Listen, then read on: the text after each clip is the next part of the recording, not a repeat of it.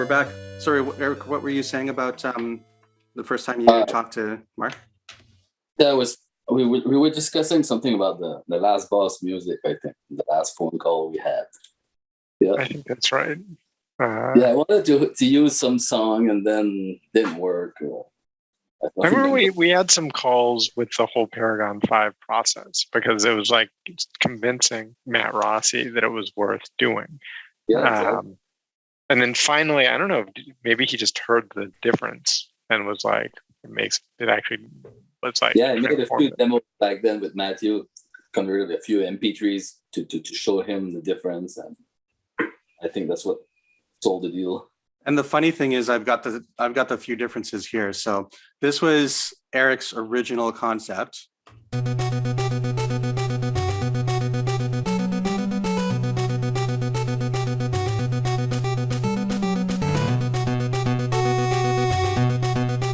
I won't play the whole song, but anyways, was that me? What happened? That was me. What happened? Did you do a 60 hertz hum ground loop or something? I just pressed the key on the keyboard. That's funny. And then, so the story goes basically, Eric was talking about the game that he was working on, a Game Boy Color game in, I forget which channel it was, but it was definitely IRC. And not to knock his achievement with his sound system, because it was a pretty powerful sound system. It was just like extremely hard to work with, especially if you designed a song and then you had to work it in such a way that it worked with the sound system. Yeah. Yeah. No feedback, because you had a track, say the bass or whatever, and the octaves would be all wrong. It'd be an octave higher, and then you'd have to make another MIDI, try it again. So it was always a back and forth without any feedback. So it was too much of a pain to compose with it. Yeah. I mean, it's compared to back in the day when all they had was like MML and text files and stuff like that. That's kind of child's play. But just to give you an example of what it was, this is a recording from an earlier version of the ROM just before I got in there. And this was the one he was sharing.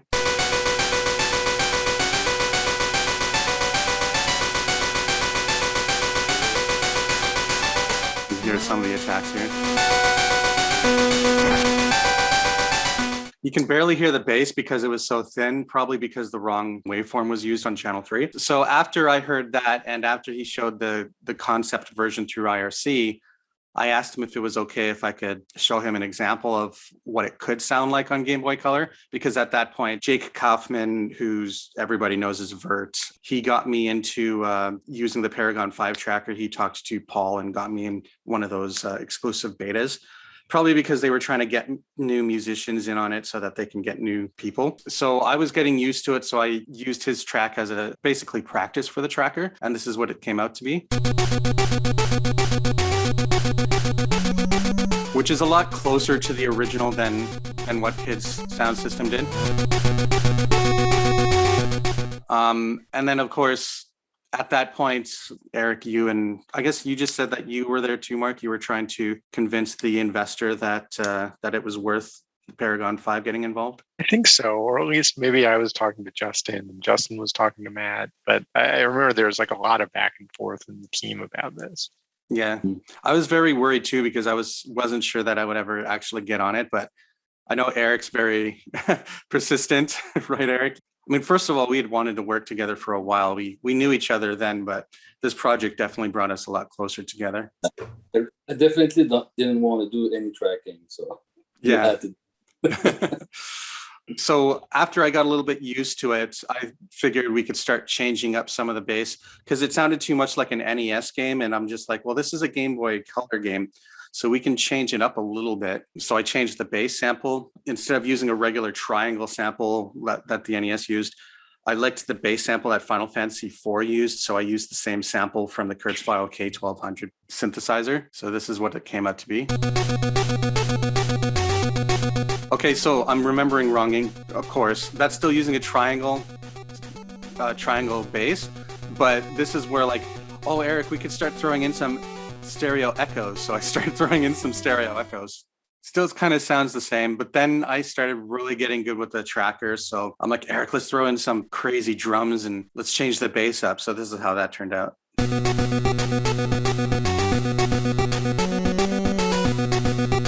You could probably hear the bass sounding different here.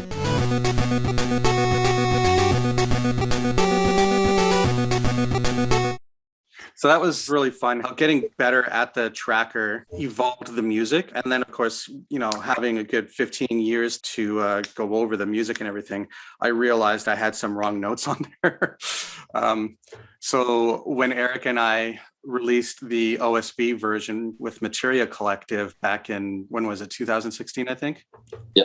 I ended up fixing some of the bass notes, and I basically went through the entire soundtrack and I fixed a lot of stuff. I can't exactly remember what, but like the hallmark of really good 8-bit game music was that it provided like an intensity of feeling that is very hard to convey at that level of graphical and gameplay sophistication. Mega Man has some of the best examples of this, like the intensity of excitement that you feel like on the first Wily Fortress stage in Mega Man 2. Like you just want to start like running right and killing things. And like that's a stage where actually like the right way to play it is very slow and tedious, right? You just more edge the right side of the screen over a little more so that you can hit the enemy before it can hit you.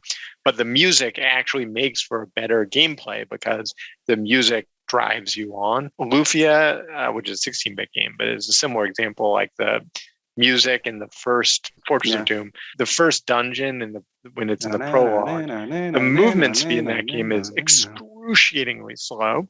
Yeah. Like it's a horrible movement speed, but the music, and it's a very grindy kind of game. Like you're getting to fight every 3 steps, but the music has this intensity that feels like you gotta go, you gotta go, you gotta go. First time I heard this combat music, particularly when like it was properly tracked, it's the same thing. Like suddenly you feel like you're in this very visceral, exciting kind of fight. And it's a great combat system to begin with. But like the music to me just like pushes it to the next level of whatever they were, 16 by 16 pixel sprites with these like red lines indicating that someone is getting hit, suddenly takes on this feeling that you're in this cinematic, intense action sequence. Yeah. And we could listen to all the tracks and they all did that, right? Like the emotional tracks, right? You can't show a single tear going down a cheek, but you can actually convey that emotion with the music. And to me, it was always one of the best parts of this game. It's like the music fills in all those things that can't be done elsewhere and actually becomes like the framework on which the gameplay and the story are told. Is like, to me, is very much established by the music. Like if you played the game with the sound off, I'm not sure you would have much engagement with it. At least exactly. I don't think I would. Eric, did you have any inspirations with the music? Like I know Final Fantasy, like the early Final Fantasies was one of your biggest inspirations. But it was more Legacy of the Wizard, Guardian Legend, probably Final Fantasy 4 for sure. And Shadowgate as well. Those 4, yeah. Were there any instances where you were just getting frustrated with songs? You're just like, this isn't working, and then you just quit, threw your hands up, and says, "Okay, I'm starting over." Honestly, that's pretty much most of composing, right? No, just switch to another song, start over. Bad idea. Just save the file. There's like 50 of them. Just change of ideas, and this doesn't work. Like yesterday, I checked on, and I had a song I made for the sailing the boat, but I'm just gonna play it. Okay, so we got Sailing 1, which is marked as past, so maybe you can remember this one.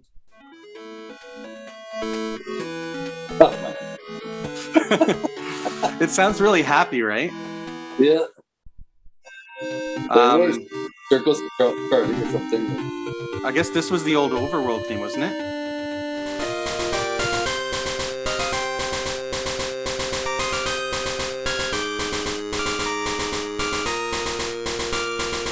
Because I always made like, I think 2 or 3 different versions and just threw that on IRC and let the guys pick which one they wanted.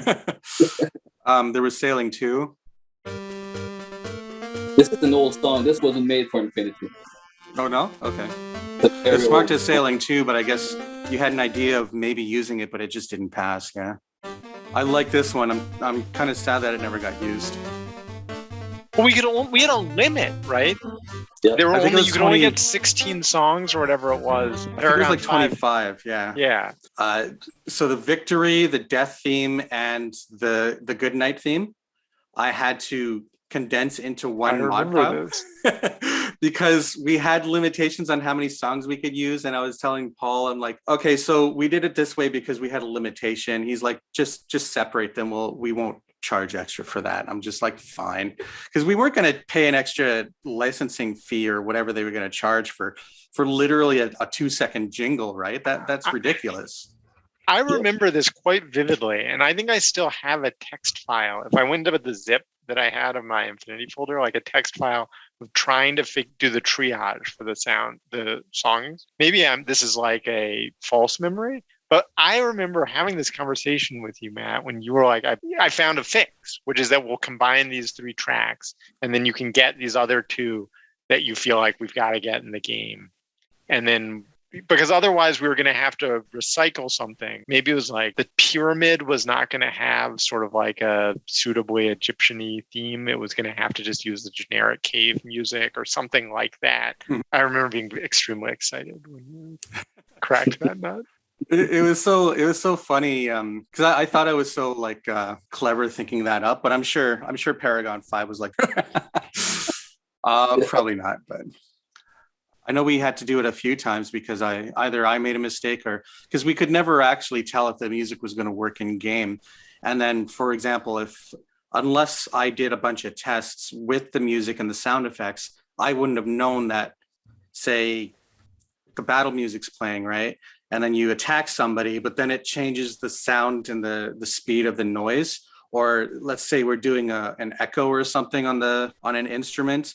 And then I do a sound effect that doesn't end with the sound going back to the middle, then you'll have the lead playing in the wrong speaker, for example, when it comes back, because it didn't reset the sound driver whenever the new song played or whenever it jumped back into where it stopped before. So you had to always tell each instrument to reset every time it would start over, which I'm sure, I'm not 100% sure if that would actually cause more CPU lag or whatever, but it definitely avoided a lot of those weird audio glitches that you would get. And of course, you would never know that would have happened unless you built the music multiple times, right? So I'm thankful that we got a few builds out of it just to try it out. Did you guys talk, this is like music adjacent, but did you guys talk in the last interview about what a big deal getting Eric to compose the music for this game was? No, not at all. Well, so Eric won't. He's too modest. But like it's, and I don't know if it's possible, like for people to understand what like making indie JRPGs was like in 1992, 2000. There's a lot of people trying to do it, but I know there was like an RPG Maker 95, but it was not available in the US legally ever, I think, but even with an illegal translation until like 2000 or 1999 or something like that. Mm-hmm. So what you basically had was like a bunch of nerds, myself included, who loved console JRPGs and wanted to find a way to make them on the PC because the idea of having like a console dev kit was like so far out of people's minds. Mm-hmm. But there's like a pretty robust community. Like there's like some GeoCities sites that like aggregated all of these projects going on. Maybe some like Usenet forums. I can't remember what they would have been. And some IRC channels. And like it would be like fairly common for people like me to go in like the 3D Studio Max IRC channel on FNet and like try to recruit 3D artists or something for a project. But in that whole like ecosystem, there was like one composer who was like a big deal, who was Eric. And like every developer, like developer is too generous, but all of us making games wanted him as the composer on the project. And I just remember like, yeah, this, back then, like the gamemusic.ca, I think you already had that URL. Still exists. It had like, a page of MIDIs. This is itself sort of interesting. It's a little different, I think, from how the world is today. I think people would be very concerned about like someone just stealing their music. And I'm sure people did just steal your music back then too. But like you just had all of these MIDIs that were just like 250 MIDIs that were just there. And like each one better than the last. And I remember like trying like to get you on board for Shadow Incarnate, which we succeeded with. That was one of your pre-Infinity games you were involved in that failed, as opposed to the post-Infinity ones. And I remember being so jealous of this guy who had gotten Eric to compose the music for the game. And his game looked like it was going to get finished. Like it was like this close. It was like Infinity, right? It was like at least the screenshot suggested all of the basic systems were in the game. And like, I remember like, well, maybe I'll just try to beg my way into getting Eric to work. And then like, whatever, we spent 4 years not making meaningful progress on this game. Cause like, Eric knew what he was doing, but no one else in the project knew what he was doing. Certainly not me. But like, I don't know, like it's, now it doesn't, I don't think it will mean anything to even like indie people today. The idea that there could be like a composer who all of like people ages like 12 to 20 making JRPGs would all know of, who did not have professional credits as a game composer, right? I mean, that's what's it's just so weird to think about, the idea that you like getting to work with you on Shadow Incarnate and then on Infinity was like, it was literally like feeling like you were in the big leagues because you're working with this guy who everyone knows. Like I had like 3 games at the same time as Shadow Incarnate. Yeah, I can't remember what they were, but anyway. There are a few of them. Iron Gates, Lunatic. Oh yeah. Legends of Xandor. I think that was an online game. Final Testament, Chaos. Oh, yeah. I remember all of these things, and I can picture the GeoCities site where we were like ranked.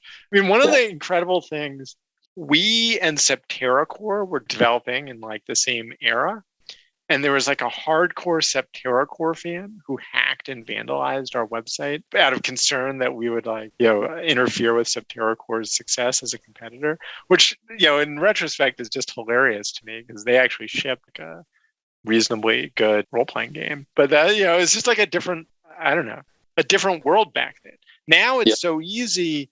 I say this, but it's never easy to actually develop a game. But like, it's, there is no reason other than one's ability to just stick to it that you can't make a JRPG if you want to now, because you could just buy RPG Maker or whatever it is, VX Ace, for $70, use the built-in graphics and assets and make the game. I mean, the problem is that there's so many of them that no one would play your game. Like it's like the complete reversal. Like if we had been able to make any of these games, they would have been the only JRPG available on the PC. There was like one Miura Warrior. This is like the only one that actually got finished that I know of. This guy, I can't remember what his full name was, but he and I exchanged some emails back in like 1993. But he actually made like it was like a Saga Frontier 2 kind of clone. It was like not a great game, but he did actually finish. And there's like Espetra, I think, was another one. We were talking about in the last interview that whenever we would test the game and turn on the ROM, the first thing you would always hear is just like, dunk, dunk, dunk, knocking on the door and dunk, dunk, dunk. What a good sound effect for a Game Boy. Actually, HID created the sound effect, if I remember correctly, and then I had to convert it over to the Paragon 5 tracker. Generally, I'm not like I backed a ton of stuff on Kickstarter, but for my own projects, never really wanted to do it because I was concerned about disappointing people's expectations. And then I think if I started engaging with the game, I would see like 1,000 things I'd want to change, and it would be counterproductive. Like, I think it's best as this weird time capsule, although obviously, the team should do what they see fit. But like, from my standpoint, it's most interesting as like this time capsule into, story wise, at least, like my mind as of age 19 or 20 or however old I was. At the time, what I got paid was a life-changing amount of money. I was 20. I was dating the girl who's now my wife, and like, Oh, wow. I wrote the script in 3 days. Obviously, then like I ended up working for months and months without getting paid anything, doing like the battle design and stuff like that. But yeah, like, you were really into the optimization and the balancing and everything. yeah. Too. But like, but anyway, my wife and I then both went abroad for a semester in college, and I used the money to travel with her. And like, I don't know. I mean, we might not be married today, but for that, like, it's like a crazy, like that. It is certainly a plausible like butterfly effect that if I hadn't gotten that money, then I wouldn't be married.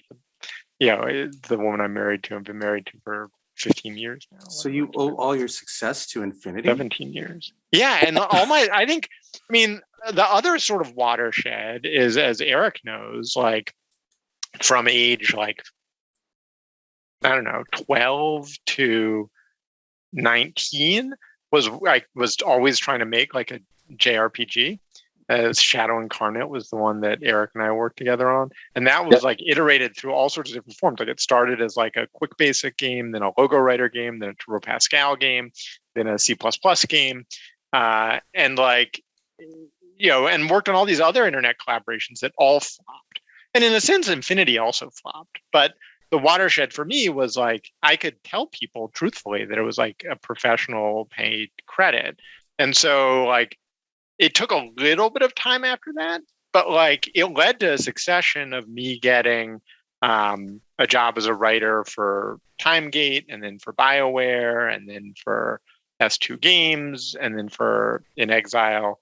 And so and that then I think helped raise like my ability to like attract collaborators and see through to the end projects. And so, all of the post-Infinity game development I did, I think really benefited from being on this project. And so, I don't know, maybe like I wouldn't have made any other games. So maybe I'd still be trying to make Shadow Incarnate or something if Infinity hadn't panned out. Justin was talking about how he asked you to tone down the script because he thought that your initial script was too dark.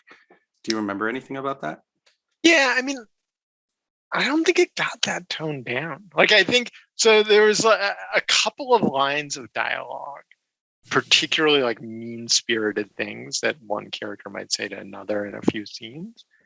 But I mean, the basic plot is super duper dark. I mean, it's dark in like what a 20-year-old who loves JRPGs thinks is dark, right? Very melodramatic. But basically, I mean, the core dark elements plot got through. I do remember once, like, we sort of started poking fun a little bit at like potential censorship. Like, there's a bar that you go into. We made like into a tea shop because I think that's what Final Fantasy III had done. I think. Zelda was notorious for doing it too. Like bars into milk places or something.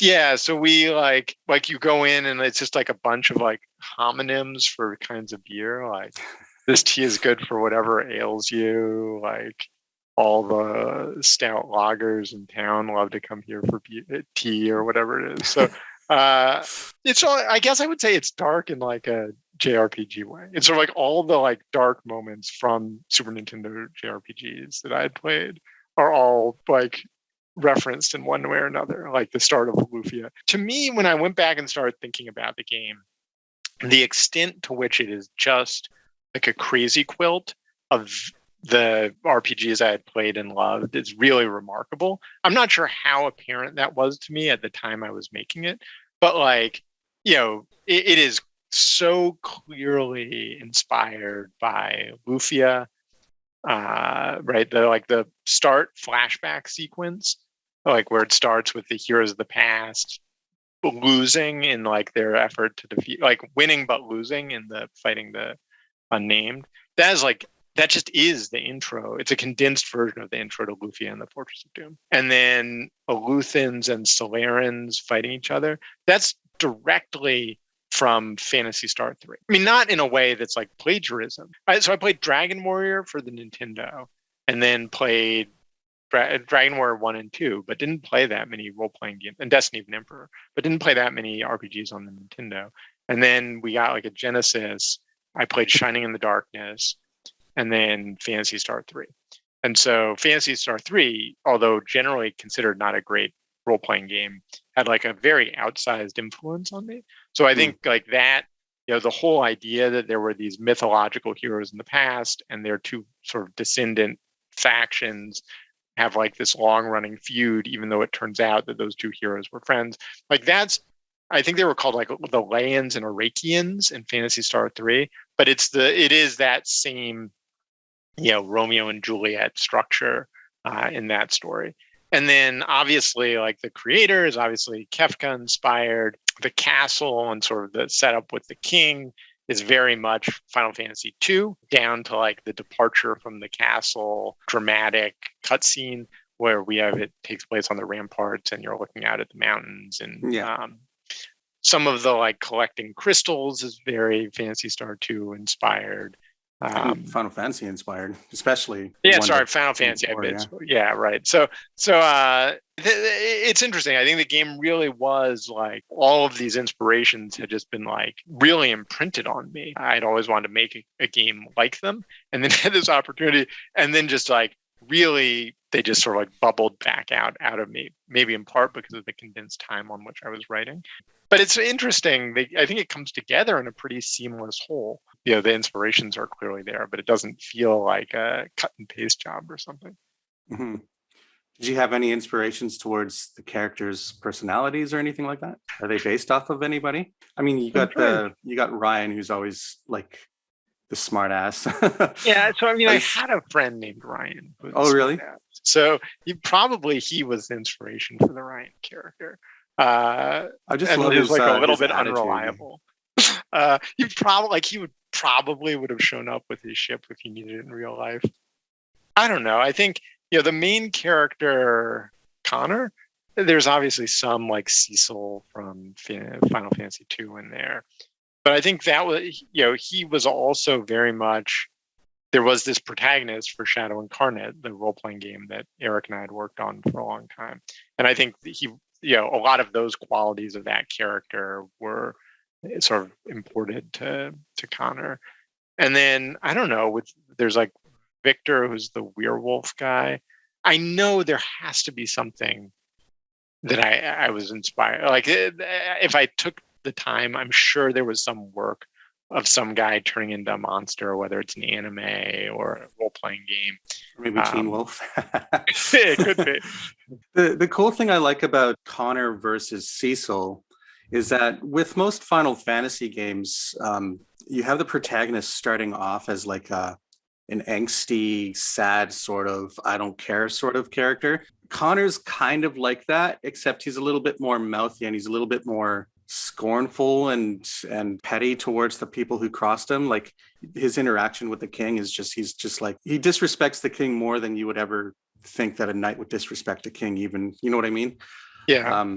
So yeah, I think there are definitely some similarities there, but definitely some differences in that. I think there's a little bit of a cool refreshment, or I guess a refreshed story element in that. It's not something typical, right? Yeah, it's interesting. I think he is more like the kind of character who would be a companion in other role-playing games, right? Like the guy you meet in a bar who's become an alcoholic and like has a redemption arc as your companion, but you tend to have like a slightly more, frankly, younger, right? Like earlier on the hero's journey character. Now, I think Cecil did still have an influence on this because although it's almost immediately sort of lost in the shuffle of Final Fantasy II's plot, or 4, whatever the correct numerology is now, he's like a grown man. It at least seems like, I can't remember if they're married or engaged or dating, but like he has this relationship with Rosa or whatever. And like, then you sort of, once you start playing, he just sort of turns into a generic teenage knight on a hero's journey. But I Yeah. think with Connor, you get him. He sort of took the hero's journey already and like went off the rails. That's the point you're getting him. Is not like even though it is sort of like a classic hero's journey with all the steps, so like the call to action, the refusal, blah blah blah blah. But you're getting him. He already had his first adventure, right? He already got the girl on the first, and then lost the girl, and so I mean, his age is a little bit indeterminate. I don't think because I think right, like they're like sort of quasi elves or whatever, and live for a really long time. Yeah. And so like he could be 40, he could be 100, he could be 25 or something. But he becomes a little bit more receptive to the king after that conversation on top of the castle too, if I remember correctly. Because when he first meets Ryan, he's trying to convince Ryan to go with him, and he's trying to say like, we're trying to save whatever. And Ryan's like, blah, blah, blah. All I can hear is how I'm going to try to figure out how to eat or something like that. And I laughed so hard when I saw that line. And of course, there's Ryan. I always give you flack for this, but Ryan's tough guy lines that he keeps saying. I love those parts about Ryan. He's just a great character. And then Elia is just like, she's young, but she's the mother of the group or something. It's kind of interesting how all these characters have their own specific personalities. And you wouldn't think that these kind of personalities would come out of a Game Boy Color RPG, right? So they have a lot of depth to them, which is really cool. Yeah, I mean, to me, setting aside the story, because I don't want to sort of like toot my own horn on it, but like everything about the game pushed the limits of what you would think possible. I mean, I've always thought the engine itself, particularly the combat system, felt like so far beyond what you would think of as an 8-bit game. The music, both in its like composition and then also what it was able to do technologically because of the Paragon 5 sound system, also just feels way beyond what you could get. And the graphics, they're recognizably 8-bit.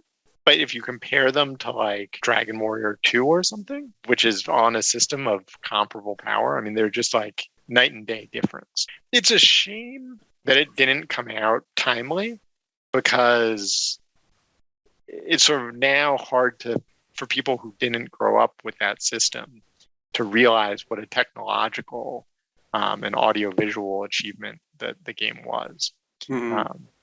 But because now it's fairly common to see these quasi retro games, right? They'll be like at like 8-bit pixel density, but not adhering to the 3 colors per sprite, right? Yeah. So they're like, and so people are like, wow, like this is like just like a beautiful Nintendo era game. It's like, no. That would not have been technologically possible on the Nintendo. You couldn't have that many moving sprites on the screen. I mean, I don't know if you've covered this previously, but like the flashing selection square in the combat system. Did you guys talk about this at all? No, not at all. So my understanding, as anyone who grew up playing Nintendo games will recall, when you got too many sprites on the same horizontal line, some of them would start to flicker. This would happen in Double Dragon. Mega Man for sure. Yeah, right. So this was like a problem with the combat system, because often you would end up with too many horizontally aligned sprites.